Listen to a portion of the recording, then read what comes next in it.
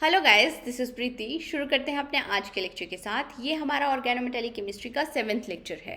Previous lecture में mainly हमने high and low nuclearity carbonyl cluster की ज्योमेट्री देखी थी। उस कॉन्सेप्ट को आज भी यूज़ करेंगे। आज का लेक्चर शुरू करते हैं हाई न्यूक्लियरिटी कार्बोनिल क्लस्टर्स के साथ। हाई न्यूक्लियरिटी कार्बोनिल क्लस्टर्स जहाँ पे मेटल फोर्सेस ज़्यादा हो। एग्जाम्पल देख सकते हो आप, RH6CO16, यहाँ पे मेटल फोर्स से ज़्यादा है। हाई न्यूक्लियरिटी कार्बोनिल क्लस्टर का एग्जाम्पल है।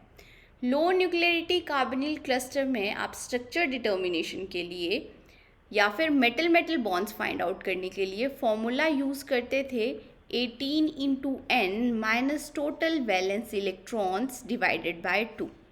ठीक है, ये formula high nuclearity carbonyl clusters में नहीं यूज़ होगा। High nuclearity carbonyl clusters mostly electron deficient होते हैं, लाइक हायर बोरेन्स।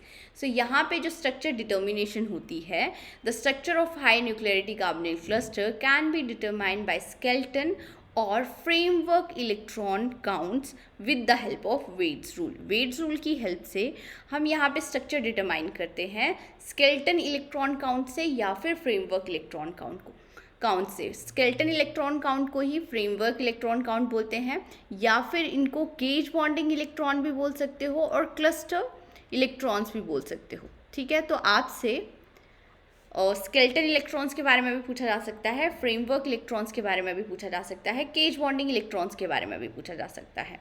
ठीक है, अब हाई न्यूक्लियरिटी कार्बोनिल क्लस्टर में आपको दो टाइप के कॉम्प्लेक्स मिलते हैं। आप यहाँ पे देख सकते हो एग्जांपल Fe5CCO15, यहाँ पे कार्बन प्रेजेंट है।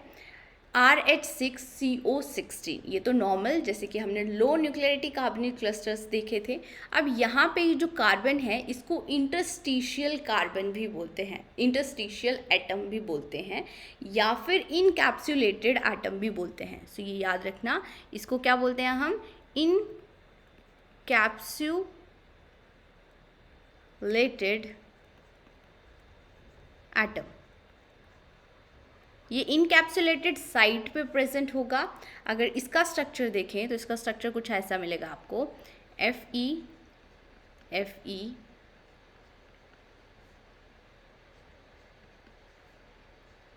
ये आगे 5,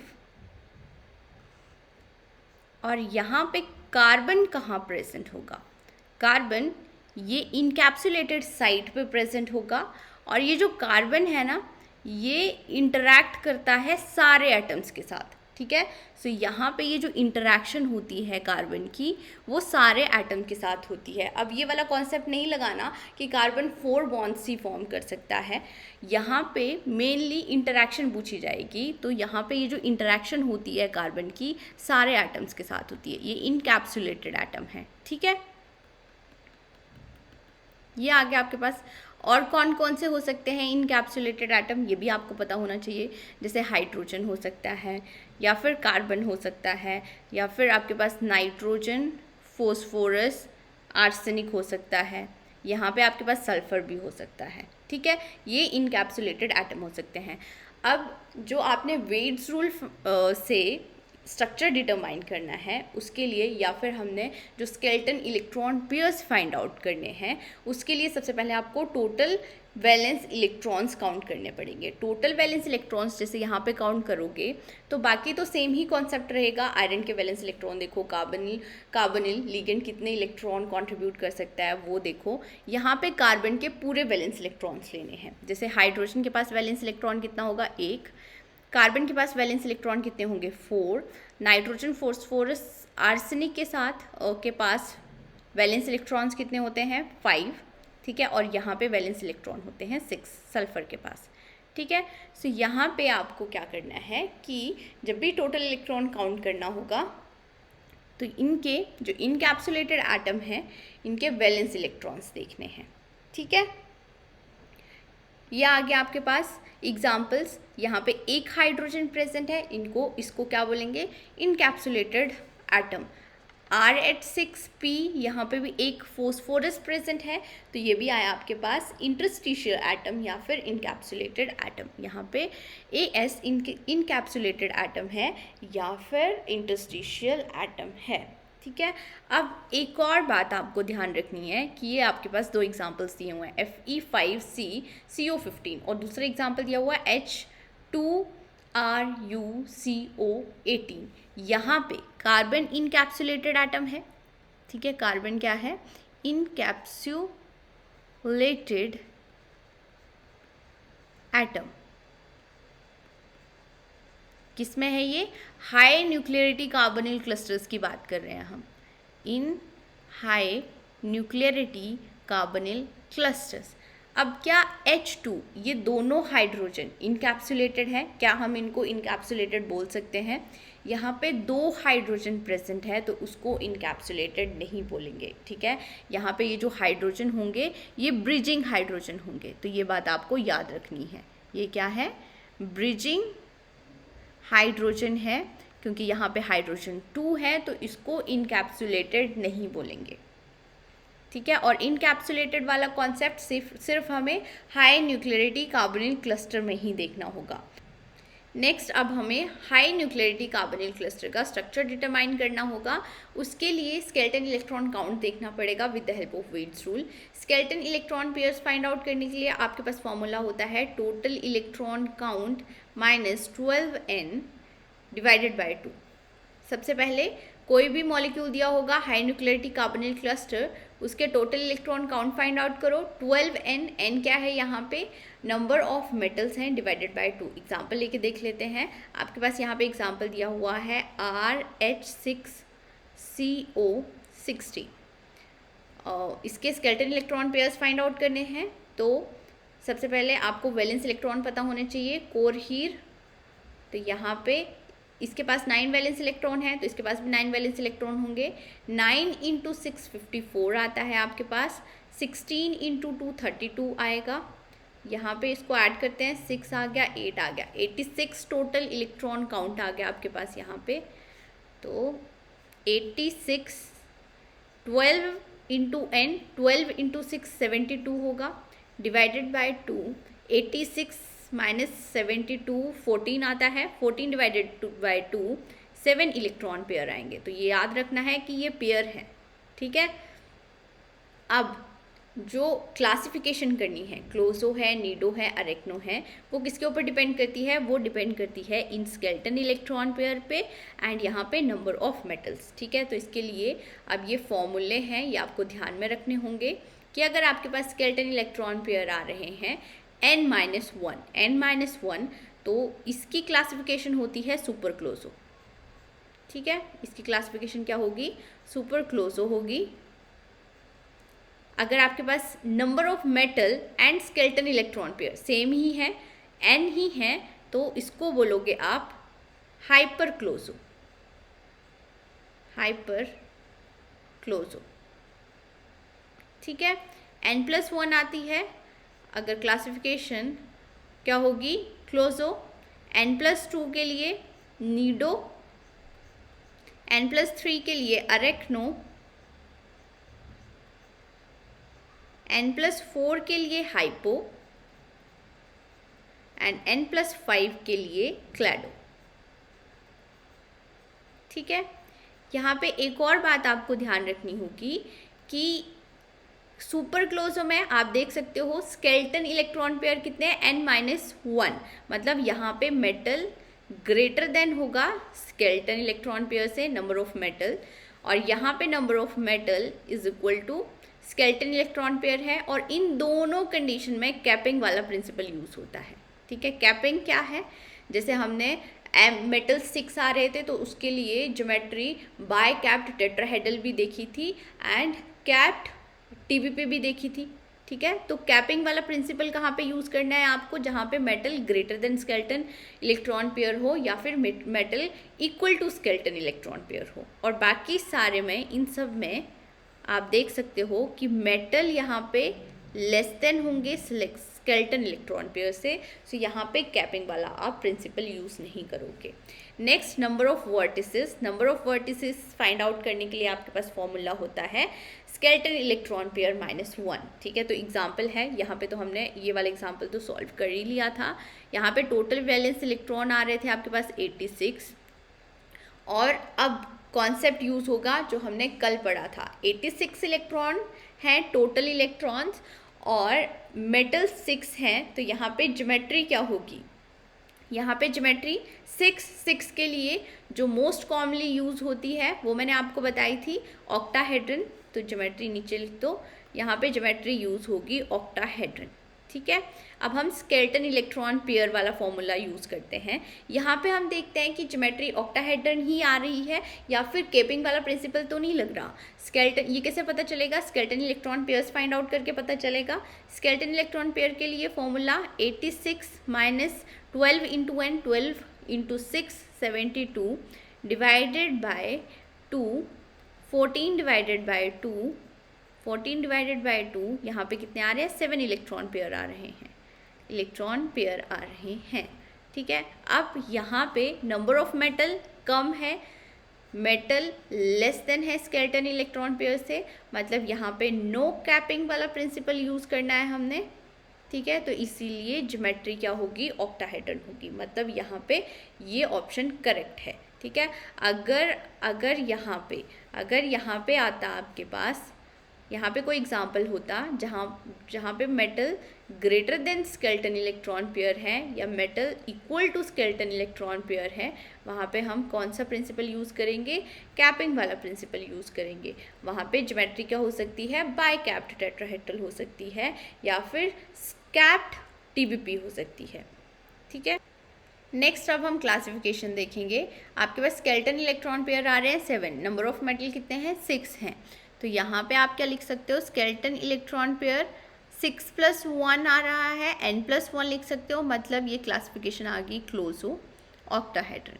ठीक है, और यहाँ पे इसके साथ एक दो बातें और याद रखना कि टर्मिनल कार्बोनिल आपको यहाँ पे मिलते हैं 12 एंड ब्रिजिंग कार्बोनिल मिलते हैं 4, और ये ब्रिजिंग कार्बोनिल 3 मेटल के साथ अटैच्ड होते हैं, μ3 ब्रिजिंग कार्बोनिल है। ठीक है, थोड़ा सा ध्यान रखना है, पूरा स्ट्रक्चर याद रखने की ज़रूरत नहीं है। और आपको क्या बात याद रखनी है कि CO6 CO16, RH6 CO16, IR6 CO16, यहाँ पे मेटल देखो एक ही ग्रुप के हैं IR, तो इन तीनों के स्ट्रक्चर सेम होंगे। ठीक है, इन तीनों के स्ट्रक्चर सेम होंगे, और केज बॉन्डिंग इलेक्ट्रॉन तीनों के केस में आपको 7 ही मिलेंगे, 7 इलेक्ट्रॉन पेयर है ये। नेक्स्ट एग्जाम्पल आ रहा है OS5 CO16, यहाँ पे भी क्लासिफिकेशन देख लेते हैं, skeleton electron pair find out करेंगे। सबसे पहले टोटल वैलेंस इलेक्ट्रॉन देखते हैं। OS कौन सी फैमिली से है, फीरूओस। ठीक है, 8 वैलेंस इलेक्ट्रॉन होंगे, तो 8 × 5 आ गया आपके पास 40, 16 × 2 32, सो टोटल वैलेंस इलेक्ट्रॉन कितने आ गए यहाँ पे, 7 और 2 72 आ रहे हैं।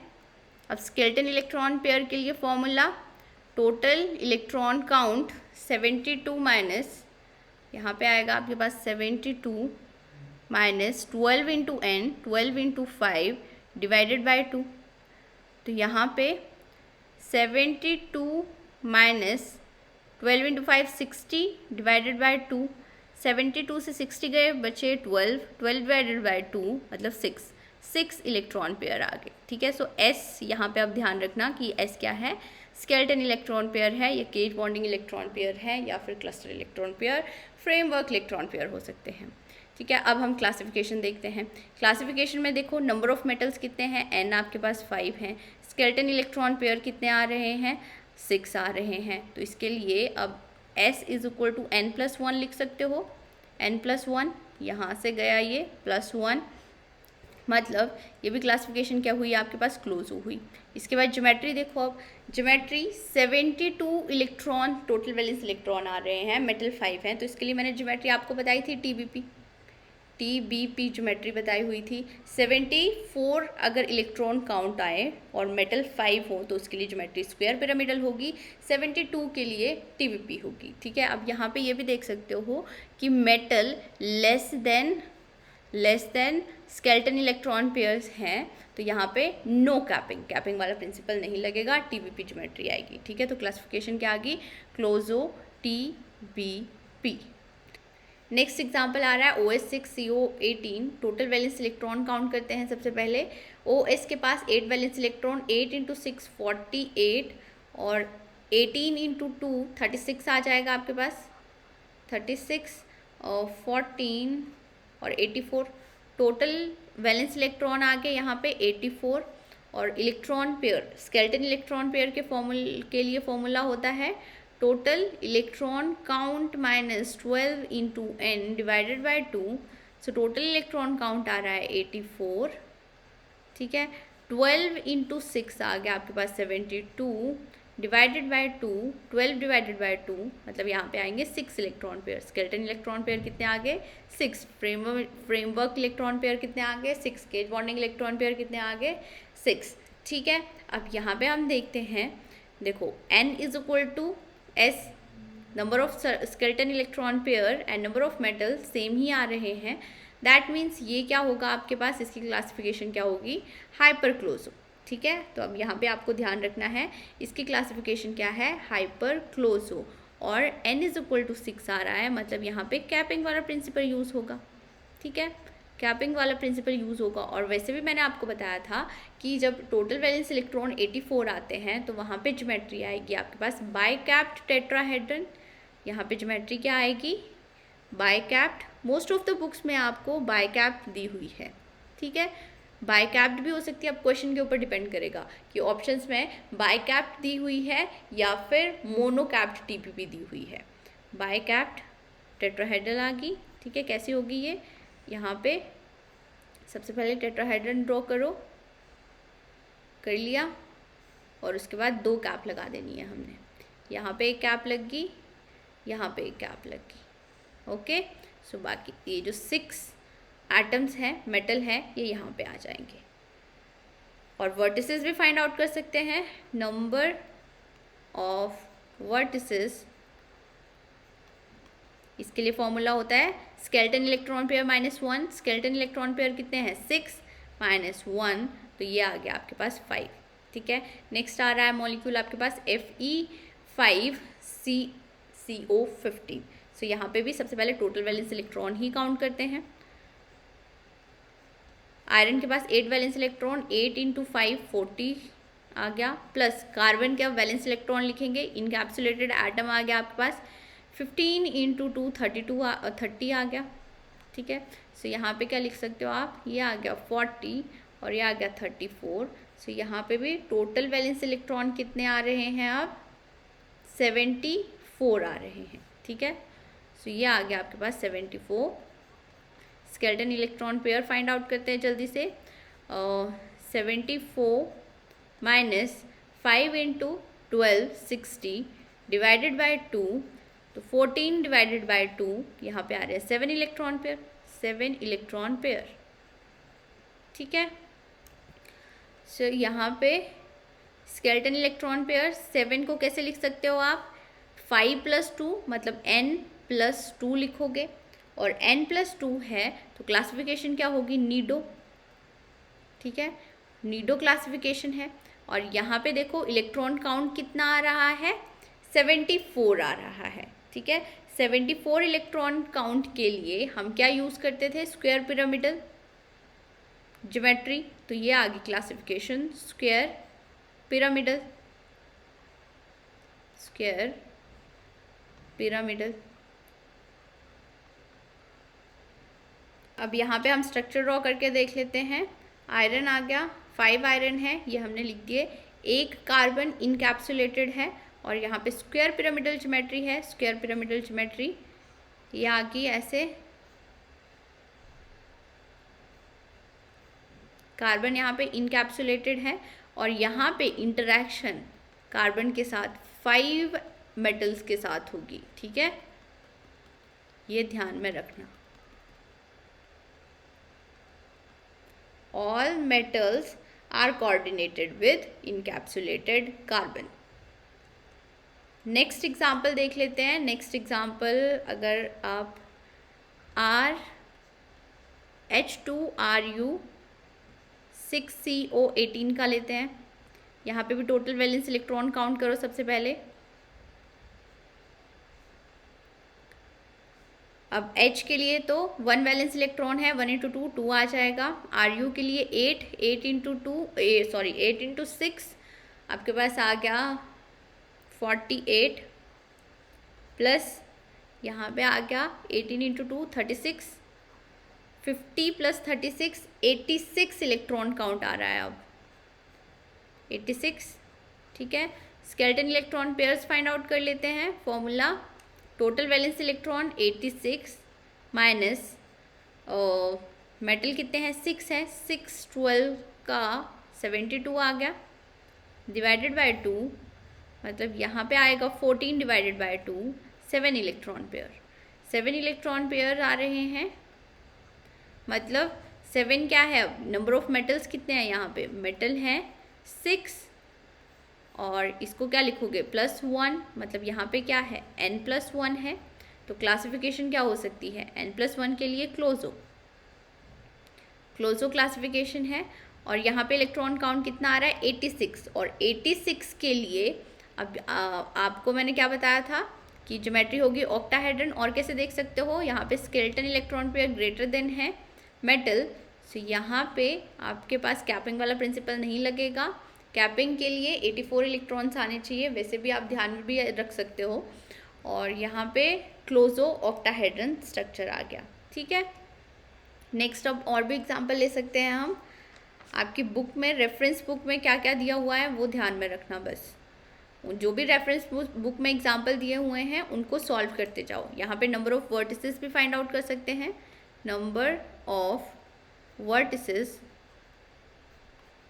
इसके लिए formula skeleton electron pair. Skeleton electron pair कितने हैं 7 इलेक्ट्रॉन पेयर्स हैं, तो 7 - 1 6 आ गया। ठीक है, और यहाँ पे स्ट्रक्चर अगर हम ड्रॉ करके देखें तो आपके पास आ जाएगा Ru 6 है, ये हमने 6 लिख लिए।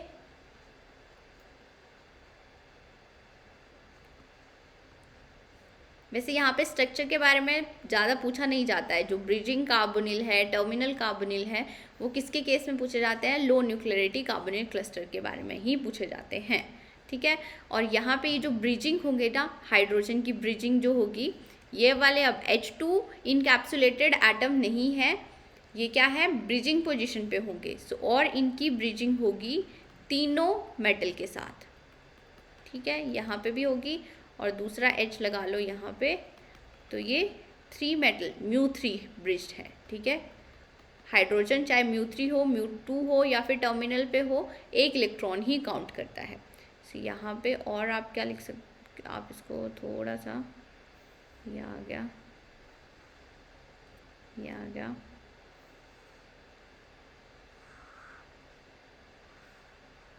ये आपके पास स्ट्रक्चर आ गया। ठीक है, बाकी CO कितने हैं, CO 18 है, तो हर Ru के साथ CO33 लगे। अब नेक्स्ट आपको एक और कॉन्सेप्ट भी देखना है, यहाँ पे बोरेन से रिलेटेड है, B5H9। B5H9 की क्लासिफिकेशन क्या होगी, इसके लिए आपको इसको जर्नल फॉर्मूले की फॉर्म में लिखना पड़ेगा। B5H5 4 नेगेटिव लिख सकते हो इसको, H5 4 नेगेटिव। ठीक है, 4 नेगेटिव आ रहा है, मतलब इसकी क्लासिफिकेशन क्या है, ये है आपके पास नीडो। और नीडो के लिए स्केलेटन इलेक्ट्रॉन पेयर के लिए क्या फॉर्मूला यूज़ करते हैं हम, N+2 यूज़ करते हैं। N क्या है 5 है, मतलब 5 + 2 7 इलेक्ट्रॉन पेयर्स आ गए। ठीक है, और यहाँ पे ज्योमेट्री देखी जाए तो स्क्वायर पिरामिडल मिलेगी, एक वर्टिसेस को रिमूव करा के पिरामिडल, ये आपके पास आ गई ज्योमेट्री। ठीक है, सो ये स्क्वायर पिरामिडल है। बाकी हम BH लिख देते हैं, यहाँ पे 5 BH यूनिट हमने लिख दिए, और होल कॉम्प्लेक्स के ऊपर नेगेटिव चार्ज आएगा, होल कॉम्प्लेक्स के ऊपर नेगेटिव चार्ज आएगा। अब यहाँ पे हमें आइसोलोबल प्रिंसिपल भी यूज़ करना है।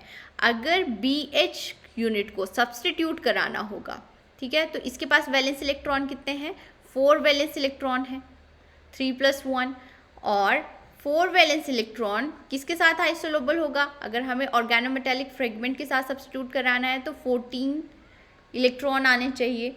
अगर आप एग्जाम्पल लेके देखो FeCO3, यहाँ पे आयरन के पास कितने वैलेंस इलेक्ट्रॉन है, 8, 8 + 6, 8 + 6 14 आ रहे हैं, मतलब ये दोनों आइसोलोबल है। और क्या देखते हैं हम, इलेक्ट्रॉन कंट्रीब्यूट कितना कर रहा है केज बॉन्डिंग में, ये वाला कॉन्सेप्ट भी रिवाइज कर लेते हैं एक बार। सो इसके पास 3 वैलेंस इलेक्ट्रॉन है, एक यूज़ हो गए हाइड्रोजन के साथ बॉन्ड फॉर्मिंग में, बाकी कितने बचे, 2 बचे। ठीक है, मतलब ये केज बॉन्डिंग में कितने इलेक्ट्रॉन कंट्रीब्यूट कर सकता है, 2 इलेक्ट्रॉन्स कंट्रीब्यूट करेगा। ठीक है, लाइकवाइज हम FeCO3 का देख लेते हैं। इसके लिए फॉर्मूला यूज़ करते हैं मेटल प्लस लीगेंड -12। मेटल के पास कितने वैलेंस इलेक्ट्रॉन है, 8। लीगेंड कितने इलेक्ट्रॉन कंट्रीब्यूट कर सकता है, 6 -12 14 -12, मतलब ये आ गया आपके पास 2 इलेक्ट्रॉन कंट्रीब्यूट कर रहा है। ठीक है, ये भी कितने इलेक्ट्रॉन कंट्रीब्यूट कर रहा है, ये भी 2 एंड ये भी 2, मतलब इजीली हम इसको सब्स्टिट्यूट करा सकते हैं।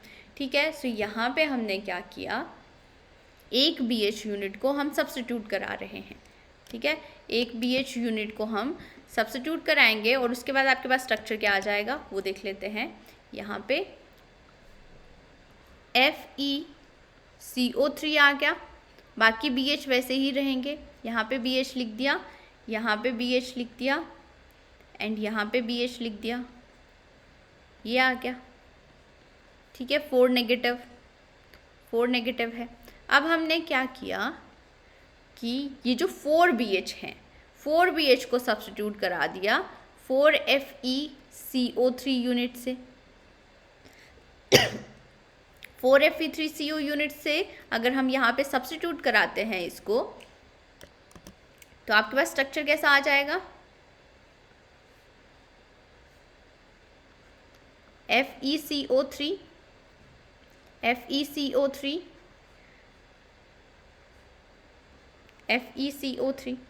अब ये दोनों मॉलिक्यूल्स जो होंगे they are isolobal to each other. ठीक है, मतलब ये ये क्या है कि जो हाई न्यूक्लियरिटी कार्बोनिल क्लस्टर है ये आइसोलोबल होगा बोरेन के साथ। ठीक है, तो आप देख सकते हो प्रीवियस वाले कॉन्सेप्ट सारे यहाँ पे यूज़ हो रहे हैं। अब हमने एग्जांपल लिए हैं ये दोनों, इन दोनों का कंपैरिजन करते हैं। Ru6CO18 -2 B6H8। ठीक है, तो सबसे पहले तो टोटल वैलेंस इलेक्ट्रॉन निकालते हैं इस ऑर्गेनोमेटालिक कंपाउंड के। यहाँ पे आ गया total valence electron, find out करते हैं। 8 वैलेंस इलेक्ट्रॉन होंगे, 8 × 6 आ जाएगा प्लस 18 × 2 आ जाएगा प्लस आपके पास 2 आ जाएगा। 8 6 का 48, यहाँ पे 36 एंड यहाँ पे 2 आ गया। 50 + 36 आ गया 86। ठीक है, सो टोटल इलेक्ट्रॉन काउंट आ रहे हैं यहाँ पे आपके पास 86 इलेक्ट्रॉन काउंट आ रहे हैं। और हम यहाँ पे स्केलेटन इलेक्ट्रॉन पेयर्स भी फाइंड आउट कर सकते हैं। स्केलेटन इलेक्ट्रॉन पेयर के लिए formula total valence electron 86 - 72 divided by 2 आ जाएगा। तो यहाँ पे 86 - 72 मतलब आ रहा है आपके पास 14 डिवाइडेड बाय 2। 14 डिवाइडेड बाय 2 मतलब 7 वैलेंस इलेक्ट्रॉन है, 7 इलेक्ट्रॉन पेयर हैं। 7 इलेक्ट्रॉन पेयर हैं। यहाँ पे क्या है, ये number of metal less than skeleton electron pair है, मतलब यहाँ पे कैपिंग वाला प्रिंसिपल नहीं लगेगा। यहाँ पे ज्योमेट्री 86 है, तो यहाँ पे ज्योमेट्री आएगी आपके पास ऑक्टाहेड्रन। और यहाँ पे अगर क्लासिफिकेशन देखें तो क्लासिफिकेशन N+1 मतलब क्लोजो ऑक्टाहेड्रन है। ये क्या आ गई, क्लोजो ऑक्टाहेड्रन आ गई। ठीक है, अब इसका कंपैरिजन हम बोरेन के साथ करा रहे हैं। बोरेन यहाँ पे क्या है, ये इसको जर्नल फॉर्मूले की फॉर्म में लिख सकते हैं। B6H6 2 नेगेटिव है यहाँ पे, मतलब ये क्लोजो क्लासिफिकेशन है, क्लोजो है। ठीक है, और क्लोजो के लिए अगर हमने skeleton electron pair find out करने हैं तो N+1 फॉर्मूला लगता है। N+1 6 + 1 मतलब यहाँ पे भी आपके पास 7 इलेक्ट्रॉन पेयर आ रहे हैं। ठीक है, 7 इलेक्ट्रॉन पेयर आ रहे हैं और ये हमने स्ट्रक्चर ड्रॉ करके रखा हुआ है, ऑक्टाहेड्रन है। तो यहाँ पे आप क्या लिख सकते हो, अगर यहाँ पे आप लिख सकते हैं इसको BH लिख सकते हो आप, या फिर अगर इसके नीचे लिखा हुआ है तो हम क्या करते हैं यहाँ पे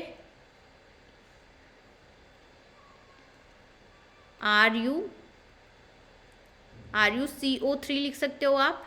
यहाँ पे भी RuCO3, यहाँ पे भी आपके पास आ गया RuCO3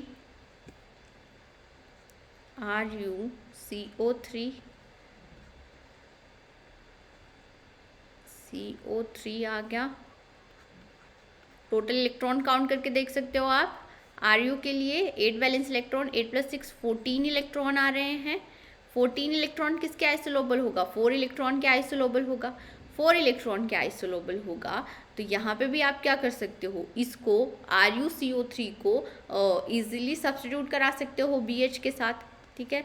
सो अगर हम इसको सब्स्टिट्यूट कराते हैं, हमने यहाँ पे क्या किया, सब्स्टिट्यूट करा दिया। सो RuCO3 की जगह पे आप क्या यूनिट लगा सकते हो? BH यूनिट लगा सकते हो। BH के पास भी अगर आप टोटल इलेक्ट्रॉन देखो तो वैलेंस इलेक्ट्रॉन कितने आ रहे हैं? 4 आ रहे हैं। BH आइसोलोबल है RuCO3 के, ईजिली सब्स्टिट्यूट हो सकता है। तो यहाँ पे आ गया आपके पास BH होल कॉम्प्लेक्स के ऊपर कितना चार्ज आएगा? अब BH यहाँ पे आएगा होल कॉम्प्लेक्स के ऊपर 2 नेगेटिव, और यहाँ पे भी होल कॉम्प्लेक्स के ऊपर है 2 नेगेटिव। तो ये दोनों complex isolobal to each other हैं। ये क्या है? Isolobal to each other. Next अब ये कुछ एग्जांपल्स हैं जो कि आपकी रेफरेंस बुक में दिए हुए हैं। तो हाई न्यूक्लियरिटी कार्बोनिल क्लस्टर में जो भी हमने कॉन्सेप्ट पढ़े हैं वो सब इन एग्जांपल्स पे अप्लाई करना प्रैक्टिस के लिए, ठीक है। OH5CO16 में टोटल वैलेंस इलेक्ट्रॉन आएंगे 72। Bonding molecular orbital divided by 2 करके हम फाइंड आउट कर सकते हैं ज्योमेट्री, जहाँ पे टोटल वैलेंस इलेक्ट्रॉन आते हैं 72, मेटल 5 होते हैं, वहाँ पे ज्योमेट्री होती है TBP, ठीक है। जहाँ पे मेटल 5 होंगे, टोटल वैलेंस इलेक्ट्रॉन 74 आएंगे, वहाँ पे ज्योमेट्री होती है स्क्वायर पिरामिडल। नेक्स्ट एग्जांपल देखते हैं Fe5CCO15, यहाँ पे टोटल वैलेंस इलेक्ट्रॉन आएंगे 74।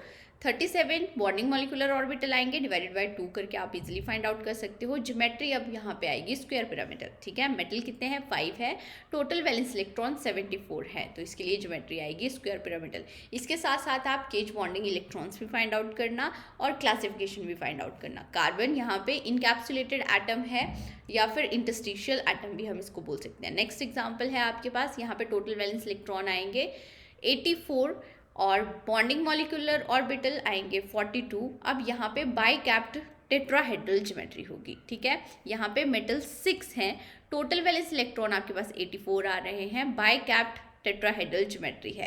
कैपिंग प्रिंसिपल लग रहा होगा। कैपिंग प्रिंसिपल कब लगता है? जब स्केलेटन इलेक्ट्रॉन पेयर या तो कम हो नंबर ऑफ मेटल से या फिर इक्वल टू हो। यहाँ पे स्केलेटन इलेक्ट्रॉन पेयर हम इजीली फाइंड आउट कर सकते हैं। स्केलेटन इलेक्ट्रॉन पेयर के लिए फॉर्मूला होगा, टोटल वैलेंस इलेक्ट्रॉन्स देखो कितने हैं? 84 आगे 12 × n, 12 × 6 आ जाएगा 72 डिवाइडेड बाय 2। सो यहाँ पे अगर हम देखते हैं तो 12 divided by 2 which is equal to 6। So यहाँ पे देखो अब metal, number of metal is equal to skeleton electron pair के इक्वल आ रहा है। दैट मीन्स यहाँ पे कैपिंग वाला प्रिंसिपल यूज होगा और बाइकैप्ड टेट्राहेड्रल ज्योमेट्री मिलेगी। मोस्ट ऑफ द एग्जाम्पल में आपको बाइकैप्ड टेट्राहेड्रल ज्योमेट्री मिलेगी, मोनोकैप्ड TBP ज्योमेट्री बहुत कम देखने को मिलेगी, ठीक है। नेक्स्ट एग्जाम्पल आ रहा है Ru6CO17C, यहाँ पे टोटल वैलेंस इलेक्ट्रॉन 86 आएंगे, बॉन्डिंग मॉलिक्यूलर ऑर्बिटल 43 आएंगे और यहाँ पे ज्योमेट्री आएगी ऑक्टाहेड्रल, ठीक है।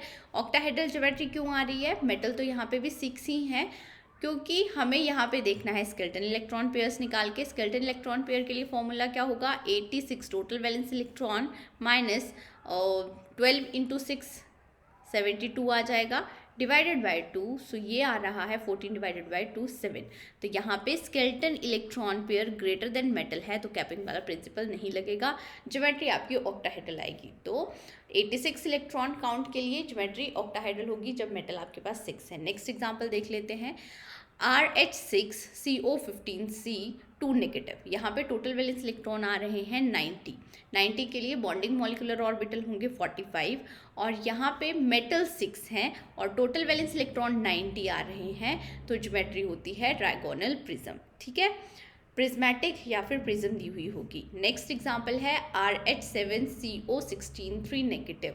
यहाँ पे टोटल वैलेंस इलेक्ट्रॉन काउंट करके देखना 98 आएंगे। 98 के लिए आपके पास बॉन्डिंग मॉलिक्यूलर ऑर्बिटल आएंगे 49, और यहाँ पे जब मेटल 7 हो, टोटल वैलेंस इलेक्ट्रॉन 98 हो, तब ज्योमेट्री आएगी केप्ट ऑक्टाहेड्रन। अब यहाँ पे भी आप skeleton electron pair easily find out करके देख सकते हो। यहाँ पे टोटल वैलेंस इलेक्ट्रॉन आ रहे हैं 98, और 712 का होता है आपके पास 84 डिवाइडेड बाय 2 आएगा, ठीक है। सो 14 डिवाइडेड बाय 2 यहाँ पे आ रहा है 7 मतलब metals, number of metal is equal to skeleton electron pair, तो इसीलिए हम यहाँ पे लगाएंगे केपिंग वाला फॉर्मूला। नेक्स्ट टॉपिक आता है हमारे पास मेटल हैलाइड क्लस्टर। इसमें एग्जाम्पल देख सकते हो, आपको Re2Cl8 2 नेगेटिव टाइप के एग्जाम्पल देखने को मिलेंगे। इनको बाय न्यूक्लियर स्पीसीज भी बोला जाता है। सेकेंड एग्जाम्पल देख सकते हो आप OS2Cl8 2 नेगेटिव। यहाँ पे जो मेटल हैलाइड क्लस्टर है, इनमें मेनली मेटल प्रेजेंट होते हैं ग्रुप 5, 6 या 7 के। जो मेटल मेनली यहाँ पे यूज होते हैं RE एंड MO के आपको सबसे ज़्यादा बाय न्यूक्लियर स्पीसीज देखने को मिलेंगी, ठीक है। और WOS NB TA इनके मेटल हैलाइड क्लस्टर्स भी देखने को मिल सकते हैं। अब ज़्यादातर जो स्टडी हुई है वो Re2X8 2 नेगेटिव इन आयंस की हुई है, ठीक है। यहाँ पे X क्या हो सकता है, फ्लोरीन, क्लोरीन, ब्रोमीन, आयोडीन, या फिर NCS CH3 bye nuclear species की बात करी जाए तो इन मॉलिक्यूल्स की सबसे ज़्यादा स्टडी हुई है। और Re2Cl8 फर्स्ट इनऑर्गेनिक कंपाउंड था जहाँ पे मेटल मेटल क्वाड्रपल बॉन्ड आपको देखने को मिलेगा, ठीक है। अब हमने ऑर्गेनिक केमिस्ट्री में एग्जाम्पल देखे हैं जहाँ पे ट्रिपल बॉन्ड ईजिली देखने को मिलता है। और ट्रिपल बॉन्ड की फॉर्मेशन अगर ट्रिपल बॉन्ड्स में देखें तो हम बोलते हैं कि एक सिग्मा बॉन्ड है और 2 पाई बॉन्ड्स है। यहाँ पे क्वाड्रपल बॉन्ड है। ये जो क्वाड्रपल बॉन्ड है, फोर्थ बॉन्ड है, इसको बोलते हैं हम डेल्टा बॉन्ड, ठीक है। तो ध्यान रखना होगा, यहाँ पे क्या है, 1 सिग्मा होगा, 2 पाई बॉन्ड्स होंगे एंड 1 आपके पास डेल्टा बॉन्ड होता है। इसके ऊपर क्वेश्चन पूछे जाते हैं। अब हम कुछ एग्जांपल्स ले लेते हैं, जैसे CH3 है। यहाँ पे ये जो बॉन्ड है इसको हम बोलते हैं सिग्मा बॉन्ड। सिग्मा बॉन्ड की फॉर्मेशन कैसे होती है, इंटरन्यूक्लियर एक्सिस के थ्रू ओवरलैप होगी, एक्सियल ओवरलैप होगी, जिससे सिग्मा बॉन्ड की फॉर्मेशन होती है।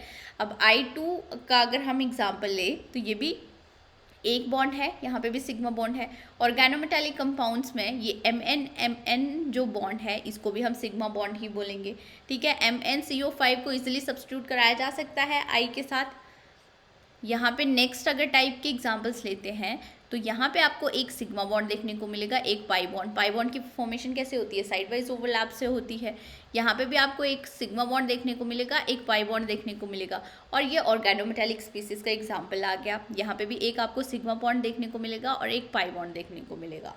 अब अगर हम Re2Cl8 2 नेगेटिव का एग्जाम्पल लेते हैं तो यहाँ पे स्ट्रक्चर कुछ ऐसा आपको देखने को मिलेगा, और यहाँ पे एक सिग्मा बॉन्ड मिल रहा है इस मॉलिक्यूल में। अगर मेटल मेटल बॉन्ड्स की बात कर रहे हैं तो एक सिग्मा बॉन्ड मिल रहा है, 2 पाई बॉन्ड्स मिल रहे हैं एंड एक आपके पास डेल्टा बॉन्ड मिलता है, ठीक है। अब ये डेल्टा बॉन्ड की फॉर्मेशन कौन से ऑर्बिटल से हो रही है, ये भी क्वेश्चन में पूछा जाता है। मेटल हैलाइड क्लस्टर के मॉलिक्यूलर ऑर्बिटल डायग्राम को अच्छे से समझने के लिए, बॉन्डिंग को अच्छे से समझने के लिए थोड़ा सा बेसिक देख लेते हैं। अगर हम मेन ग्रुप कंपाउंड्स की बात करें तो वहाँ पे सिग्मा बॉन्ड की फॉर्मेशन कैसे होती है, पाई बॉन्ड की फॉर्मेशन कैसे होती है, कौन से ऑर्बिटल इन्वॉल्व होंगे सिग्मा बॉन्ड में और पाई बॉन्ड में, वो देख लेते हैं। SS ऑर्बिटल्स दिए हुए हैं। अब यहाँ पे एक्सियल ओवरलैप होगी, थ्रू इंटरन्यूक्लियर एक्सिस ओवरलैप होगी, तो यहाँ पे sigma bonding molecular orbital and anti bonding molecular orbital आपको देखने को मिलेंगे। अब इंटरन्यूक्लियर एक्सिस अगर Z एक्सिस के थ्रू है, PZ ऑर्बिटल्स में ये आपके पास दिए हुए हैं, यहाँ पे भी एक्सियल ओवरलैप होगी, थ्रू इंटरन्यूक्लियर एक्सिस ओवरलैप हो रही है, तो sigma bonding and anti bonding molecular orbitals आपको मिलेंगे, ठीक है। PX यहाँ पे ओवरलैप होगी अब side wise overlap and pi bond की फॉर्मेशन होगी, एंड पी वाई के केस में लाइक वाइज पाई बॉन्ड्स की फॉर्मेशन होती है। अगर हम ट्रांजिशन मेटल कॉम्प्लेक्सेस की बात करें तो यहाँ पे अब मैं इनके ऑर्बिटल्स के डायग्राम यहाँ पे नहीं बनवाऊंगी क्योंकि आपको आते ही होंगे। डी जेड अगर आपके पास ऑर्बिटल है तो इंटरन्यूक्लियर एक्सिस अब जेड एक्सिस के थ्रू ही है। यहाँ से आपको मिलेंगे sigma bonding and anti bonding molecular orbital, D x Z and D x Z orbital से आपको मिलेंगे पाई बॉन्ड्स, ठीक है। Bonding and anti bonding molecular orbitals दोनों मिलते हैं। इसके केस में भी pi bonding and anti bonding molecular orbitals दोनों मिलेंगे। और जो डेल्टा बॉन्ड है, ठीक है, तो आप यहाँ पे लिख सकते हो डेल्टा बॉन्ड आपको मिल सकते हैं डी एक्स वाई ऑर्बिटल की ओवरलैप से, या फिर D X square minus Y square इन ऑर्बिटल की ओवरलैप से। अब मेटल हैलाइड क्लस्टर में कौन से ऑर्बिटल्स इन्वॉल्व होंगे ये हम थोड़ी देर में देखेंगे, ठीक है। ये क्वाड्रपल बॉन्ड है, यहाँ पे एक सिग्मा बॉन्ड होगा, 2 पाई बॉन्ड होंगे एंड एक डेल्टा बॉन्ड होगा, ठीक है। अब यहाँ पे sigma bond D Z square इन ऑर्बिटल की ओवरलैप से होगा। 2 मेटल होंगे ना आपके पास मेटल हैलाइड क्लस्टर में, तो दोनों के D Z square orbital overlap करेंगे। सिग्मा बॉन्ड की फॉर्मेशन होगी, 2 पाई बॉन्ड की फॉर्मेशन इन ऑर्बिटल से होगी, एंड डेल्टा बॉन्ड की फॉर्मेशन या तो इससे हो सकती है या इससे हो सकती है। ये स्ट्रक्चर हम डिटेल में पढ़ेंगे तब आपको पता चल जाएगा। सबसे पहले यहाँ पे क्वेश्चंस क्या क्या बनते हैं, जो आपके एग्जाम्स हैं उसमें किस टाइप के क्वेश्चंस बनते हैं। इलेक्ट्रॉनिक कॉन्फ़िगरेशन के ऊपर क्वेश्चन बन सकता है, होमो लूमो के ऊपर क्वेश्चन बन सकता है, मेनली बॉन्ड ऑर्डर के ऊपर क्वेश्चन बनते हैं, पैरामैग्नेटिक है या फिर डायमैग्नेटिक है उसके ऊपर क्वेश्चन बनते हैं। अब अरेंजमेंट आपको स्टैगर्ड मिल रही है या इक्लिप्स्ड मिल रही है, इसके ऊपर भी क्वेश्चन बनते हैं, ठीक है। सबसे पहला स्टेप क्या होगा, सबसे पहला स्टेप आएगा आपके पास, फाइंड आउट करनी होगी आपको ऑक्सीडेशन स्टेट, ठीक है। Re2Cl8, 2 नेगेटिव दिया हुआ है यहाँ पे, इसको ले लो 2x आ गया। अब यहाँ पे -8 आ जाएगा इक्वल टू होल कॉम्प्लेक्स के ऊपर -2 है तो यहाँ पे -2 आ गया। 2x की वैल्यू आ रही है, अब 2x की वैल्यू आ रही है +6, ठीक है। मतलब 2 मेटल के ऊपर चार्ज क्या आ रहा है, +6 चार्ज आ रहा है। मतलब आप बोल सकते हो कि पर मेटल के ऊपर चार्ज क्या होगा, +3 होगा, ये बोल सकते हो, +3 चार्ज आ गया, ठीक है। अब यहाँ पे 2 मेटल की अगर इलेक्ट्रॉनिक कॉन्फ़िगरेशन देखें, ठीक है, तो ये क्या है, MnTcRe। Mn के पास वैलेंस इलेक्ट्रॉन कितने होते हैं, 7 वैलेंस इलेक्ट्रॉन होते हैं, ठीक है। 2Re के पास भी वैलेंस इलेक्ट्रॉन कितने होंगे, टोटल 7 + 7 14 वैलेंस इलेक्ट्रॉन होंगे, 14 इलेक्ट्रॉन्स आ गए। अब दोनों R के ऊपर ऑक्सीडेशन स्टेट कितनी है, +6 है, मतलब यहाँ पे लिख सकते हो +3 ऑक्सीडेशन स्टेट है पर Re में। तो यहाँ से हमें कितने इलेक्ट्रॉन्स कम करने पड़ेंगे, वैलेंस इलेक्ट्रॉन में से 6, सो आपके पास यहाँ पे आ जाएंगे 8 इलेक्ट्रॉन्स, ठीक है। अगर ऐसे समझ में नहीं आ रहा है तो आप इलेक्ट्रॉनिक कॉन्फ़िगरेशन लिख के भी देख सकते हो। Re की आउटरमोस्ट इलेक्ट्रॉनिक कॉन्फ़िगरेशन क्या होगी, 5d सीरीज से है, 5d5 6s2, ये इलेक्ट्रॉनिक कॉन्फ़िगरेशन आई। अब एक Re+3 ऑक्सीडेशन स्टेट में है तो यहाँ पे आपके पास इलेक्ट्रॉनिक कॉन्फ़िगरेशन आ जाएगी 5d4। एक और Re+3 ऑक्सीडेशन स्टेट में है तो यहाँ पे भी इलेक्ट्रॉनिक कॉन्फ़िगरेशन आएगी आपके पास 5d4, ठीक है। और आप ऐसे लिख सकते हो कि 2Re+3 ऑक्सीडेशन स्टेट में है तो यहाँ पे टोटल इलेक्ट्रॉन्स कितने आएंगे, 8 इलेक्ट्रॉन्स, ठीक है। 8 इलेक्ट्रॉन्स हमें फिल करने हैं। यहाँ पे मॉलिक्यूलर ऑर्बिटल डायग्राम ड्रॉ करके देख सकते हो, ये आगे d ऑर्बिटल्स आपके पास, यहाँ पे 5d में 4 इलेक्ट्रॉन्स हैं, यहाँ पे भी d में 4 इलेक्ट्रॉन्स है, टोटल आपको 8 इलेक्ट्रॉन्स फिल करने होंगे। तो यहाँ से आपको मिलेगा अब सिग्मा बॉन्डिंग मॉलिक्यूलर ऑर्बिटल्स, ठीक है, pi bonding molecular orbitals and यहाँ पे डेल्टा बॉन्डिंग मॉलिक्यूलर ऑर्बिटल, और ये आएगा delta anti bonding, pi anti bonding and sigma anti bonding, ठीक है। तो ये क्या है, सिग्मा बॉन्डिंग है, पाई बॉन्डिंग है, डेल्टा बॉन्डिंग है, डेल्टा स्टार आ गया एंटी बॉन्डिंग, पाई एंटी बॉन्डिंग आ रहा है एंड सिग्मा एंटी बॉन्डिंग आ रहे हैं, ठीक है। अब यहाँ पे ये भी ध्यान में रखना है कि सिग्मा बॉन्डिंग मॉलिक्यूलर ऑर्बिटल कौन से ऑर्बिटल की ओवरलैप से बनेगा, dz², यहाँ पे ये dxz and dyz delta orbital की फॉर्मेशन होगी या तो dxy से या फिर dx² माइनस y² से, ठीक है। ये अभी हम देखेंगे कि कौन से ऑर्बिटल इन्वॉल्व हो रहे हैं। बाकी एंटी बॉन्डिंग मॉलिक्यूलर ऑर्बिटल है। अब हमें 8 इलेक्ट्रॉन्स फिल करने हैं, तो फिल कर देते हैं 1 2 3 4 5 6 7 8, ठीक है। अब यहाँ पे और क्या क्या देखना होगा, क्वेश्चन क्या क्या बन सकते हैं, होमो लूमो के ऊपर। होमो आ गया आपके पास, हाईएस्ट ऑक्यूपाइड मॉलिक्यूलर ऑर्बिटल क्या है, डेल्टा है। LUMO lowest unoccupied molecular orbital क्या है आपके पास, डेल्टा स्टार है। और क्वेश्चन आपसे पूछा जा सकता है बॉन्ड ऑर्डर के ऊपर, तो बॉन्ड ऑर्डर यहाँ पे बॉन्डिंग मॉलिक्यूलर ऑर्बिटल में 1 2 3 4 5 6 7 8 इलेक्ट्रॉन्स है, एंटी बॉन्डिंग में एक भी नहीं है, डिवाइडेड बाय 2, तो यहाँ पे बॉन्ड ऑर्डर आ रहा है 4, मतलब मेटल में 4 बॉन्ड्स आपको देखने को मिलेंगे, ठीक है। यहाँ पे मेटल में आपको 4 बॉन्ड्स देखने को मिल गए। अब ये अगर आपको 4 बॉन्ड्स जहाँ पे भी क्वाड्रपल बॉन्ड देखने को मिलता है मेटल हैलाइड क्लस्टर में या फिर बाय न्यूक्लियर क्लस्टर में, तो वहाँ पे अरेंजमेंट होगी एक्लिप्स्ड, ठीक है। यहाँ पे क्या अरेंजमेंट होगी, एक्लिप्स्ड। अगर बॉन्ड ऑर्डर 3 आएगा तो आपको अरेंजमेंट देखनी है स्टैगर्ड, और अगर बॉन्ड ऑर्डर 4 आता है तो आप अरेंजमेंट क्या लिखोगे, एक्लिप्स्ड। ये आ गया आपके पास एक्लिप्स्ड अरेंजमेंट।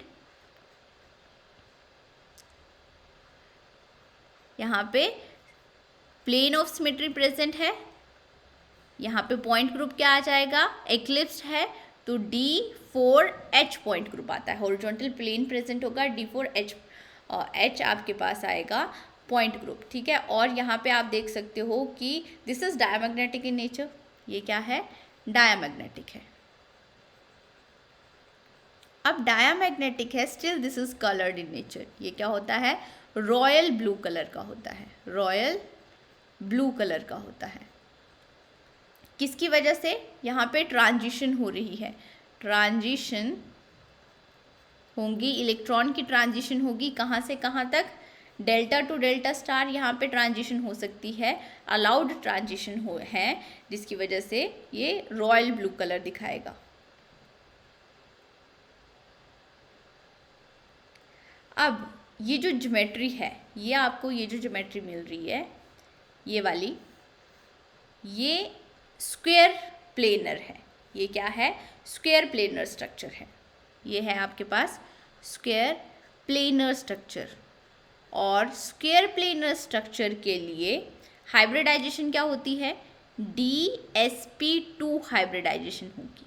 और D कौन से ऑर्बिटल इन्वॉल्व होते हैं स्क्वायर प्लेनर ज्योमेट्री में, ये इन्वॉल्व होते हैं dx² माइनस y², ठीक है, sp2। अब dx² minus y² orbitals involve हो गए हैं यहाँ पे, ये स्क्वायर प्लेनर ज्योमेट्री में, ये RCl4 है, तो मतलब ये जो मेटल बॉन्ड की फॉर्मेशन में कौन से ऑर्बिटल्स इन्वॉल्व होंगे, जो बचे हैं, मतलब यहाँ पे ये वाले ऑर्बिटल्स इन्वॉल्व होते हैं डेल्टा बॉन्ड की फॉर्मेशन में। कौन से ऑर्बिटल्स इन्वॉल्व होंगे, dxy ऑर्बिटल्स इन्वॉल्व होंगे, ठीक है। सो यहाँ पे अब आप इसको इरेज कर सकते हो, ये आ गया। सो ये आपको ध्यान में रखना है, जितने भी पॉसिबल क्वेश्चन हैं बनने के, जितने भी क्वेश्चन बनने के चांसेस है वो सारे मैंने करा दिए। ये अब आपके पास क्या है, ये ML4 की तरह है, ठीक है, ML4 की तरह है। यहाँ पे आपको स्क्वायर प्लेनर ज्योमेट्री मिलेगी। स्क्वायर प्लेनर ज्योमेट्री में कौन से ऑर्बिटल इन्वॉल्व होते हैं, D के x² minus y² orbital involve होते हैं, तो dxy ऑर्बिटल्स इन्वॉल्व होंगे ये मेटल डेल्टा बॉन्ड की फॉर्मेशन में, ठीक है। नेक्स्ट एग्जाम्पल देख लेते हैं। अब बाकी तो आप सारे वैसे ही एग्जाम्पल करोगे, सेम कॉन्सेप्ट यूज़ करोगे। यहाँ पे यह आ गया 2x minus 8 is equal to -2 आ गया, ठीक है। तो 2x मतलब यहाँ पे +6 ऑक्सीडेशन स्टेट में है ये, मतलब पर मेटल पे +3 ऑक्सीडेशन स्टेट होगी। और यहाँ पे देखो मो, ठीक है। तो यहाँ पे अगर हम देखें तो डी में 5 इलेक्ट्रॉन्स होते हैं एंड एस में 1 इलेक्ट्रॉन होगा, ठीक है। एम ओ के केस में आउटरमोस्ट इलेक्ट्रॉनिक कॉन्फ़िगरेशन आप देख सकते हो। अगर एम ओ पर एम ओ कौन सी ऑक्सीडेशन स्टेट में है, +3 ऑक्सीडेशन स्टेट में है, तो यहाँ पे आएंगे आपके पास कितने इलेक्ट्रॉन्स चले गए, 3 इलेक्ट्रॉन्स चले गए, मतलब यहाँ पे D3 आ गया, ठीक है। दूसरे MO3 पॉजिटिव से भी आपको D3 इलेक्ट्रॉनिक कॉन्फ़िगरेशन मिलेगी, मतलब टोटल इलेक्ट्रॉन्स कितने आ गए, 6 इलेक्ट्रॉन्स फिल करने होंगे। ये है मॉलिक्यूलर ऑर्बिटल डायग्राम, ये मैंने ड्रॉ करके रखा हुआ है पहले ही। यहाँ पे d ऑर्बिटल्स हैं, यहाँ पे d ऑर्बिटल्स हैं, ठीक है। d में 3 टोटल 6 इलेक्ट्रॉन फिल करने हैं। ये आपके पास सिग्मा है, ये आपके पास पाई है, ये आपके पास डेल्टा है, ये डेल्टा स्टार है, ये पाई स्टार है एंड ये आपके पास आया सिग्मा स्टार। 6 इलेक्ट्रॉन फिल कर देते हैं, 1 2 3 4। अब रूल से ही फिल करने हैं आपको, 1 2 3 4 5 6 इलेक्ट्रॉन्स फिल हो गए, ठीक है। बॉन्ड ऑर्डर फाइंड आउट कर लेते हैं। यहाँ पे बॉन्ड ऑर्डर क्या होगा, बॉन्डिंग में 6 इलेक्ट्रॉन्स है, एंटी बॉन्डिंग में 0 है, डिवाइडेड बाय 2। तो यहाँ पे मेटल मेटल बॉन्ड ऑर्डर आता है 3, और जब भी 3 मेटल मेटल बॉन्ड ऑर्डर आएगा तब आप अरेंजमेंट क्या बताओगे कि स्टैगर्ड अरेंजमेंट है, ठीक है। क्या अरेंजमेंट है, स्टैगर्ड अरेंजमेंट है। और स्टैगर्ड अरेंजमेंट के लिए पॉइंट ग्रुप आता है D4D। स्टैगर्ड से आप याद रख सकते हो D4D। यहाँ पे होमो क्या आ रहा है, हाईएस्ट ऑक्यूपाइड मॉलिक्यूलर ऑर्बिटल है आपके पास पाई, ये होमो आ गया एंड ये आ गया आपके पास लूमो, ठीक है। यहाँ पे भी अब होमो टू लूमो ट्रांजिशन हो सकती है, ट्रांजिशन की वजह से ये डार्क येलो कलर का होगा, ठीक है। ये भी कलर्ड इन नेचर है, डायामैग्नेटिक है, still colour in nature, diamagnetic है, कलर्ड इन नेचर है ड्यू टू ट्रांजिशन। ट्रांजिशन क्या हो रही है, ट्रांजिशन हो रही है आपके पास पाई टू डेल्टा, ठीक है। नेक्स्ट एग्जांपल देखते हैं अब OS2Cl8 2 नेगेटिव। यहाँ पे भी जल्दी से पहले ऑक्सीडेशन स्टेट फाइंड आउट कर लेते हैं। तो यहाँ पे oxidation state 2x - 8 is equal to -2, 2x is equal to +6 oxidation state में है। OS iron Ru and OS आएगा, मतलब यहाँ पे OS के केस में 2OS के केस में टोटल वैलेंस इलेक्ट्रॉन्स कितने मिलेंगे, आयरन के केस में 8 मिलते हैं, तो OS के केस में भी 8 मिलेंगे। 8 + 8 16 हो गए। यहाँ पे कितने आए, टोटल वैलेंस इलेक्ट्रॉन आएंगे 16। और आपके पास ऑक्सीडेशन स्टेट पर OS में कितनी आ रही है, +3 आ रही है, +3, ठीक है। तो +3 मतलब हमें 6 इलेक्ट्रॉन्स यहाँ से कम करने पड़ेंगे। 16 - 6 इलेक्ट्रॉन्स हमने कम कर दिए, तो आगे आपके पास 10 इलेक्ट्रॉन्स, ठीक है। मतलब 2OH3 पॉजिटिव में अब हमें 10 इलेक्ट्रॉन्स फिल करने हैं। मॉलिक्यूलर ऑर्बिटल डायग्राम जल्दी से ड्रॉ करो। यहाँ पे आता है सिग्मा पाई डेल्टा एंड यहाँ पे आ जाएगा delta star pi star and sigma star, ठीक है। ये आ गया आपके पास D, ये आ गए D में कितने इलेक्ट्रॉन्स फिल करने हैं, 10, मतलब एक में 5, दूसरे में भी 5। सो टोटल 10 इलेक्ट्रॉन्स फिल करते हैं। 1 2 3 4 5 6 7 8 9 10। सबसे पहले बॉन्ड ऑर्डर फाइंड आउट करो। बॉन्ड ऑर्डर क्या आएगा, अब बॉन्डिंग में ये आपके पास बॉन्डिंग मॉलिक्यूलर ऑर्बिटल है, बॉन्डिंग में 8 इलेक्ट्रॉन्स है, 8 - 2 डिवाइडेड बाय 2, मतलब यहाँ पे बॉन्ड ऑर्डर आ रहा है 3, ठीक है। मेटल मेटल के बीच में बॉन्ड ऑर्डर कितना आ रहा है, 3। अगर बॉन्ड ऑर्डर 3 है तो अरेंजमेंट क्या होगी, स्टैगर्ड। ये आपको ध्यान में रखना है। बॉन्ड ऑर्डर 4 आ रहा है, अरेंजमेंट होगी एक्लिप्स। बॉन्ड ऑर्डर 3 आ रहा है, अरेंजमेंट होगी स्टैगर्ड, ठीक है। स्टैगर्ड अरेंजमेंट आ गई। और स्टैगर्ड अरेंजमेंट है तो पॉइंट ग्रुप क्या आएगा, D4 D पॉइंट ग्रुप आएगा। ठीक है, इसका कलर क्या होता है, इसका कलर होता है bright red. This is also diamagnetic in nature, bright red. ये क्या है, डायमैग्नेटिक है। ये आ गया आपके पास होमो और ये आ गया आपके पास लूमो। यहाँ पे भी ट्रांजिशन होगी जिसकी वजह से ये कलर इन नेचर शो कर रहा है। नेक्स्ट, अब क्वेश्चन क्या पूछा जा सकता है कि आपके पास 3 मॉलिक्यूल्स दिए होंगे, हमें इनको अरेंज करना है बॉन्ड ऑर्डर के हिसाब से। ठीक है, तो फर्स्ट इसको A मान लो, इसको B मान लो एंड इसको C मान लेते हैं। सबसे पहले तो ऑक्सीडेशन स्टेट फाइंड आउट करनी होगी। यहाँ पे आ जाएगा आपके पास 2x, यहाँ पे आ गया -4। अब ये क्या है, एक न्यूट्रल लिगेंड है तो 0 ही होगी। यहाँ पे फॉर्मल चार्ज 0 होगा यहाँ पे, और इसके ऊपर +1 चार्ज है, मतलब 2x आ जा रहा है, ये +5 ऑक्सीडेशन स्टेट आ रही है। ठीक है, अब Re है MnTcRe। ठीक है, इलेक्ट्रॉनिक कॉन्फ़िगरेशन आपको लिखने की ज़रूरत नहीं है। Mn में देखो वैलेंस इलेक्ट्रॉन कितने होंगे, 7 होंगे, तो Re में भी 7 होंगे। 2Re में कितने वैलेंस इलेक्ट्रॉन्स आ गए, 7 + 7 14 इलेक्ट्रॉन्स आएंगे। ठीक है, अब हमें 2Re में अब चार्ज क्या है, +5 ऑक्सीडेशन स्टेट है, +5 दोनों में ही +5 ऑक्सीडेशन स्टेट में है, एक में नहीं है, टोटल +5 ऑक्सीडेशन स्टेट है। मतलब यहाँ से कितने इलेक्ट्रॉन्स हमें सब्ट्रैक्ट करने पड़ेंगे, 5 इलेक्ट्रॉन सब्ट्रैक्ट करने पड़ेंगे। तो यहाँ पे आपको टोटल कितने इलेक्ट्रॉन्स फिल करने हैं, 9 इलेक्ट्रॉन्स फिल करने हैं। ठीक है, अब बार बार तो मॉलिक्यूलर ऑर्बिटल डायग्राम ड्रॉ करने की ज़रूरत भी नहीं है, जब तक आपकी प्रैक्टिस नहीं होती तब तक ड्रॉ करो बस, उसके बाद ड्रॉ आप नहीं करोगे। यहाँ पे ये आगे सिग्मा पाई डेल्टा, उसके बाद आ रहा है ये delta star, pi star and यहाँ पे आ रहा है सिग्मा स्टार। ठीक है, सो यहाँ पे हमें टोटल 9 इलेक्ट्रॉन्स फिल करने हैं, 1 2 3 4 5 6 7 8 9 इलेक्ट्रॉन्स आ गए। बॉन्ड ऑर्डर फाइंड आउट करते हैं, इसका बॉन्ड ऑर्डर क्या आएगा, अब ये 8 में से एक गया, 7 डिवाइडेड बाई 2 3.5। बॉन्ड ऑर्डर क्या आ रहा है यहाँ पे, 3.5। ठीक है, इसके केस में देखते हैं आप।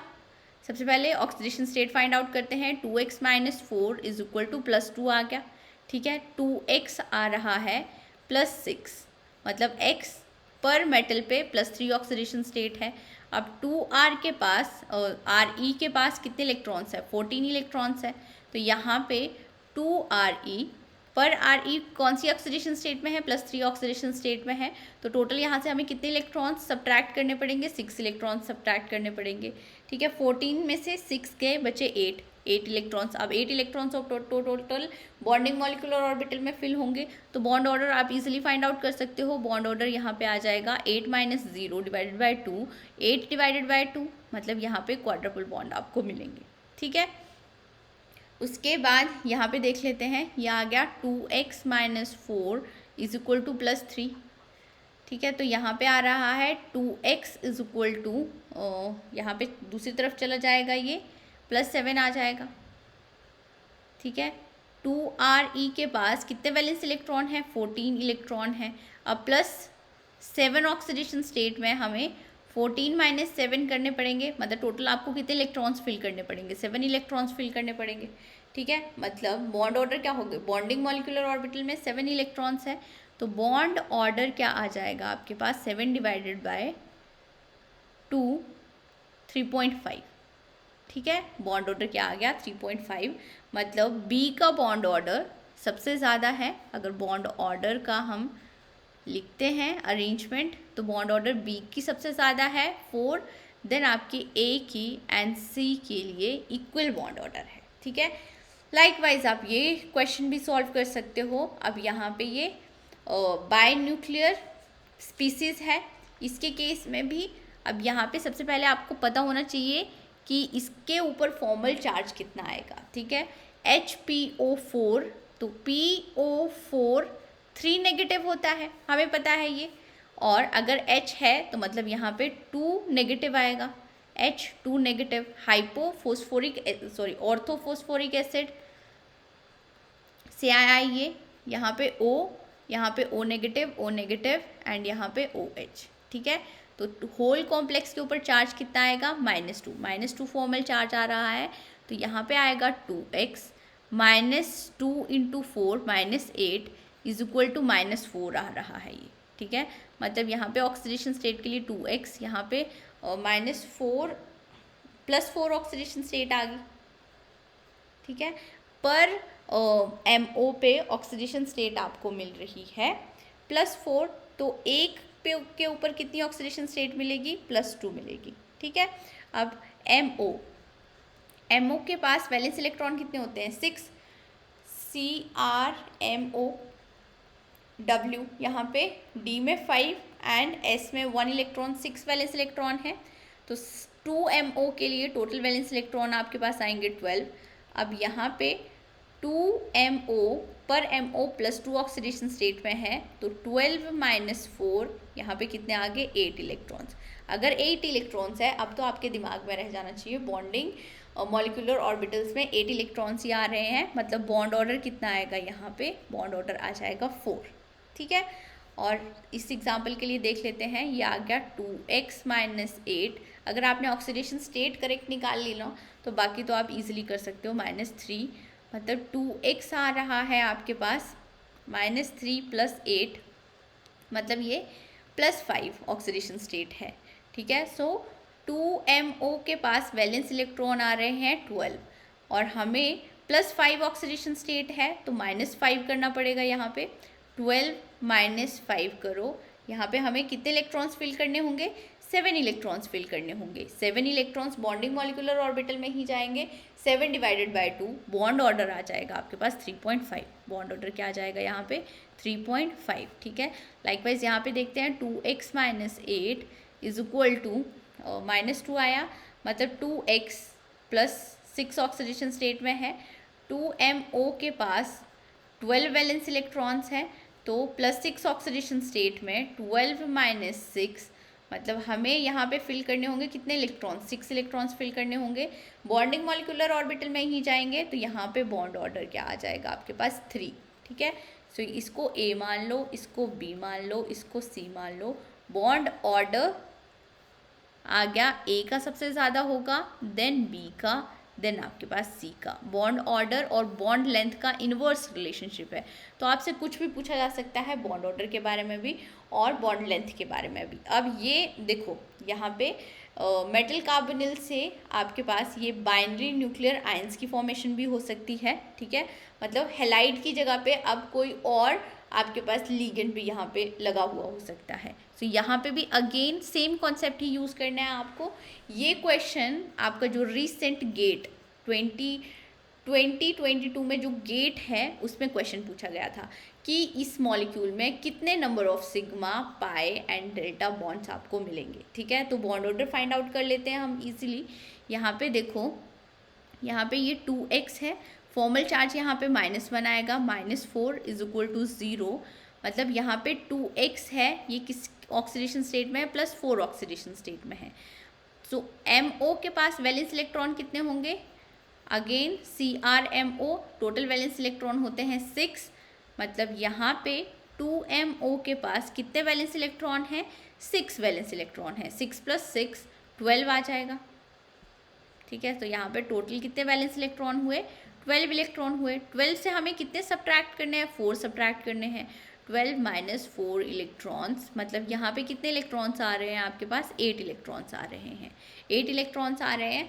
हमें पता है कि bonding molecular orbital diagram easily अब आप देख सकते हो, 1 2 1 यहाँ पे आएगा, ऐसा होगा ये, ठीक है। ये क्या है आपके पास, सिग्मा, ये पाई बॉन्डिंग, ये डेल्टा बॉन्डिंग, ये डेल्टा एंटी बॉन्डिंग, यहाँ पे पाई एंटी बॉन्डिंग एंड यहाँ पे सिग्मा एंटी बॉन्डिंग। अब यहाँ पे 8 इलेक्ट्रॉन्स फिल करने हैं, 1 2 3 4 5 6 7 8। ये तो आपको करने की ज़रूरत भी नहीं है, डायरेक्टली आप फाइंड आउट कर सकते हो। बॉन्ड ऑर्डर क्या आ रहा है, यहाँ पे 4 आ रहा है, बॉन्ड ऑर्डर 4 आ रहा है। क्वाड्रपल बॉन्ड आपको मिल रहे हैं, क्वाड्रपल बॉन्ड मिल रहे हैं, दैट मीन्स यहाँ पे मेटल में MO में 4 बॉन्ड्स मिल रहे हैं, ठीक है। सो एक बॉन्ड होगा सिग्मा बॉन्ड, दूसरा बॉन्ड होगा पाई बॉन्ड, ठीक है, तीसरा बॉन्ड भी आपके पास क्या होगा, पाई बॉन्ड, एंड चौथा बॉन्ड होगा डेल्टा बॉन्ड। तो यहाँ पे 1 सिग्मा मिल रहा है, 2 पाई मिल रहे हैं एंड 1 डेल्टा बॉन्ड मिल रहा है। यही क्वेश्चन पूछा गया था, ठीक है। नेक्स्ट अब यहाँ पे लीगेंड SO4 भी हो सकता है, फॉर्मल चार्ज क्या आएगा, -2 आएगा। तो ये क्वेश्चन आप इजीली सॉल्व कर सकते हो, ठीक है। अब ये मेटल हैलाइड क्लस्टर्स जो थे वो हमने पढ़ लिए हैं, बाय न्यूक्लियर क्लस्टर के बारे में भी हमने पढ़ लिया है। इससे ज़्यादा आपसे और कोई नहीं पूछेगा। आई होप आपको ये लेक्चर अच्छा लगा हो। Do share, subscribe and like my channel. Thank you guys.